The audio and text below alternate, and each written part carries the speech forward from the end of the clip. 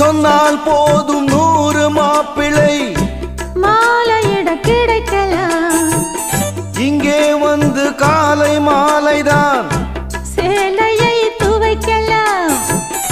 என்னை போல நல்ல மாப்பிள்ளை வாய்ப்பதொரு அதிசயம். என்னை நீயும் ஏற்றுக்கொண்டது பாவையன் பாக்கியம். நெடுநாட்கள் எங்கும் ஏக்கந்தான் இந்நாள் இங்கு தீர்ந்தது. இல்லையா பின்ன?